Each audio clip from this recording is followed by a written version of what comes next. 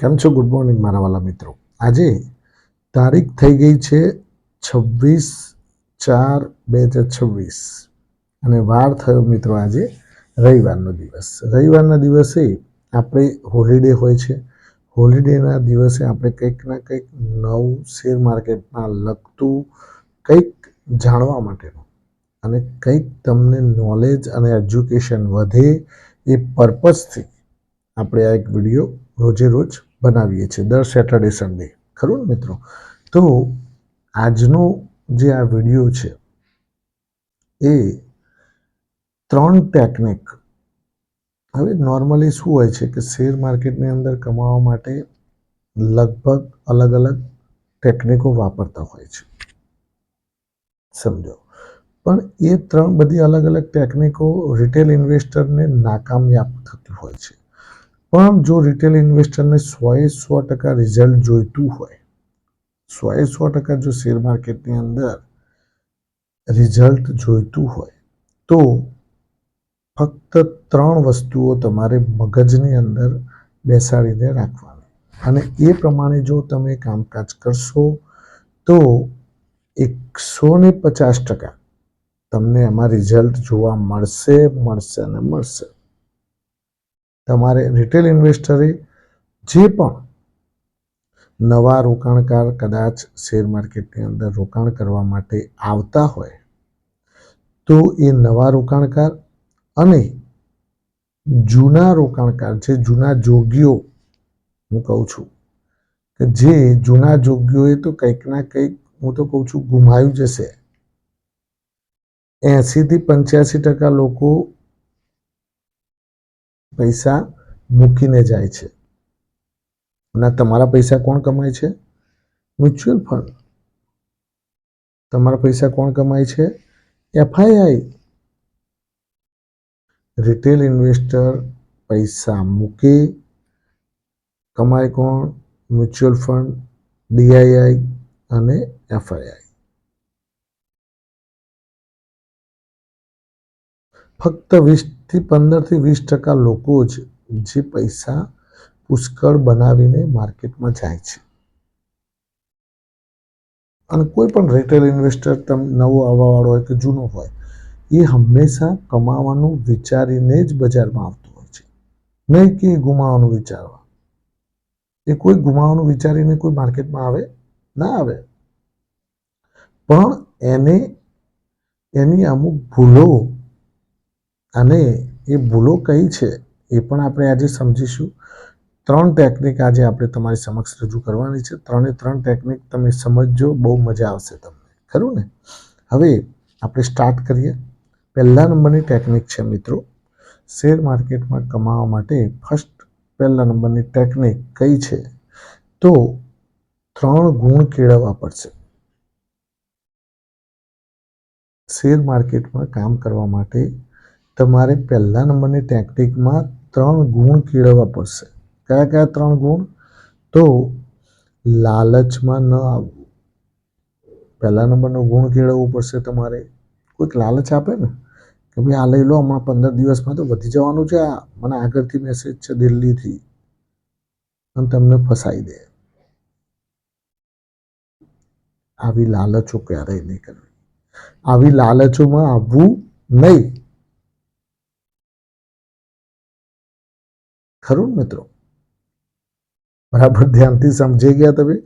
અમુકને તો તરત લાગુ પડશે, એટલે તરત જ એની ઇફેક્ટ એમાં જોવા મળશે.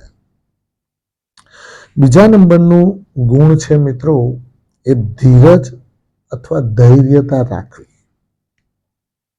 અમુક લોકો હોય અધીર્યા હોય, આમ લીધો નહીં કે વધવું જોવે નહીં, ધીરજ ના હોય. અમુકને લાગુ પડતું હશે એટલે ઓટોમેટિક એમને ઇફેક્ટ આવશે. ધીરજ અથવા ધૈર્યતા રાખવી. હવે હું તમને એક એનું ઉદાહરણ આપું તો હું તમને વારે ઘડી વિડીયોમાં કહું છું કે ભાઈ, એક ઉદાહરણ તરીકે કહું છું કે ભાઈ તમે RVNL ₹250 ભાવ હતો ત્યારે મેં તમને કહ્યું હતું કે ભાઈ 10% નીચેનું રિસ્ક છે, 10-15%. ઉપરનું રિવોર્ડ છે એ હાઈ સ્કાય છે. Limit is the sky. તો આવું આવું વિચારીને રોકાણ કરવા.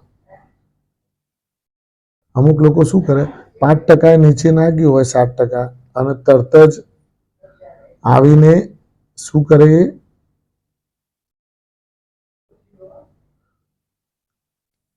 5% નીચે ગયો નહીં કે ગભરાઈને વેચવા આવી જાય. એટલે આ એક ભૂલ કરવાની ક્યારેય નહીં. ખબર છે આપણને ભાઈ કે નીચે આવવાનું છે, આવા તો ડોન્ટ વરી, એ એની પ્રણાલી છે. નીચે આવીને ઉપર જવું. શેર માર્કેટની એક સાયકલ હોય છે.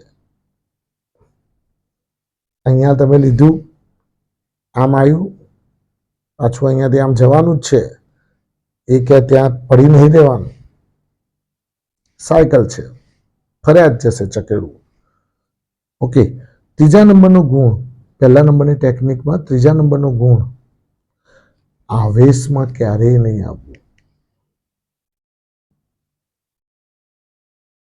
અમુક લોકો આવેશમાં આવી જતા હોય છે. યસ, પેલું વધતું હોય ને સ્ટોક, કેવા આવેશમાં આવી જાય તમને સમજાવું. 6% વધી ગયો અને આમ ફાટ ફાટ ફાટ વધતો હોય, 141, 142, 142, 143, 144, 145. એટલે આ ભાઈ લલચાય કે હારું હમણાં, અને બાયર સર્કિટ છે 159ની, લાઈન 145માં લઈ લઉં, 159 આ ભમભમાટ દોડે છે તો, અને એ ભાઈ લેવા જાય 145માં, અને લેવા 145માં ના દે, એટલે પછી તમને 146માં આપે છે, ઉપર ખેંચીને લઈ જાય, અને પછી પાછું 148 થાય, 149 થાય, પણ તમે ના વેચો. કેમ? કે તમે આવેશમાં લીધેલા છે. ₹3નો ગાળો મળતો હોય તો તમે ન લો. કેમ? કે તમે 159નો ટાર્ગેટ જોઈ ગયા. ટાર્ગેટ મીન્સ કે એની બાયર સર્કિટ જોઈ ગયા કે આ તો સરસરાટ દોડે જ છે, અને પછી ત્યાંથી રિટર્ન વળે. પછી 146 આવે તો તમે ના વેચો. કેમ? 148, 149, 150 જોઈ ગયા છો કે આટલો નફો મળતો તો નહીં વેચો ને, હું કા વેચું. પછી 142, 141, 140, 138, 135માં પછી તમે કંટાળીને કે હારું આવું વેચવા દે, આ તો બહુ પૈસા લઈ જશે. આવા લોકો નુકસાન કરતા હોય છે. ધ્યાન રાખવું, અવશ્ય રાખવું. ચલો, આ પહેલા નંબરની ટેકનિક પતી ગઈ. બીજા નંબરની ટેકનિક હવે તમારી સમક્ષ રજૂ કરું છું. એનું નામ છે મિત્રો, બજારથી વિરુદ્ધ કામ કરવું. બીજા નંબરની ટેકનિક. શેરબજારમાં કમાવા માટે હંમેશા બીજા નંબરની ટેકનિક પણ કામ લાગતી હોય છે. કઈ? તો બજારથી વિરુદ્ધ કામ કરવું. બજાર નેગેટિવ જતું હોય, બજારમાં ડરનો માહોલ હોય, બજારમાં બધું જ ઝીરો થઈ જવાનો માહોલ હોય, ત્યારે તમારે ખરીદવું. અને બજારમાં બધા લોકો ગલીએ ગલીએ ગલ્લા ઉપર, ચાની કીટલીઓ પર વાતો કરવા માટે કે આ લો આ વધી જશે, આ લો આ વધી જશે, એટલે આપણે વેચવા માંડવાનું. સમજી જવાનું કે બધે લોચા લબાડા છે. ખ્યાલ આવી ગયો ને? બજારમાં જ્યાં માહોલ બન્યો હોય એનાથી ઊંધું કરો તો કમાઈ જશો, ડર્યા વગર. લોકો લેવાનું કહેતા હોય ગલ્લા ઉપર ને કે આ લઈ લો, આ તો બહુ ચાલવાનું છે, આમ છે તેમ, એટલે આપણે સાચવી રહીને વેચવાનું. કે સુધવાનું ₹85 આવ્યો તો ₹100 થઈ જવાનું છે, કોઈ કહેવાની જરૂર નહીં, બધા ભમભમાટ દોડશે. એટલે આપણે સાચવી રહીને 85, 86 થાય નીકળી જાઓ ભાઈ, તમે કમાજો. ત્રીજા નંબરની ટેકનિક મિત્રો, 3 વસ્તુથી દૂર રહેજો. અમુક મારા જૂના સબસ્ક્રાઈબર છે, એમને તો ખબર પડી ગઈ હશે કે આ એક કમાવા માટે શેર માર્કેટમાં જે પૈસા બનાવવા હોય તો ત્રીજા નંબરની ટેકનિક યાદ રાખજો. 3 વસ્તુથી દૂર રહેવાનું. કોલ પુટ ઓપ્શન, એફ&ઓ અને ઇન્ટ્રાડે. આ 3 વસ્તુથી જો તમે દૂર રહેશો તો ઓટોમેટિકલી તમારા પાસે પૈસા બનતા જશે. આ 3 વસ્તુ છે ને, એ માણસના પૈસા ખાઈ જાય છે, રિટેલ ઇન્વેસ્ટરના. અને હું નથી કહેતો, આ સેબી કહે છે કે 93% લોકો આ 3 વસ્તુઓમાં તો નુકસાન જ કરે છે. એ લોકો પાસે ડેટા છે.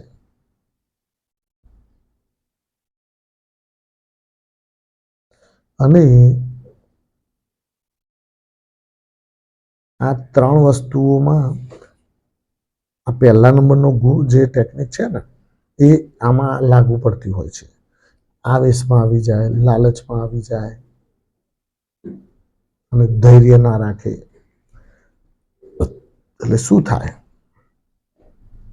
ખરું મિત્રો? આ 3 ટેકનિક યાદ રાખજો. 3 તમારા માટે કાલથી જ, સોમવારથી જ ઇમ્પ્લિફાય કરજો અને 2030માં મને વાત કરજો કે સાલું પૈસા તો બને છે. Thank you. ખૂબ ખૂબ આભાર. આજનો દિવસ તમારા માટે શુભ રહે, લાભદાયી રહે, ફળદાયી રહે. માય પ્રોફિટ ચાલો કે આપ સૌને શુભકામના.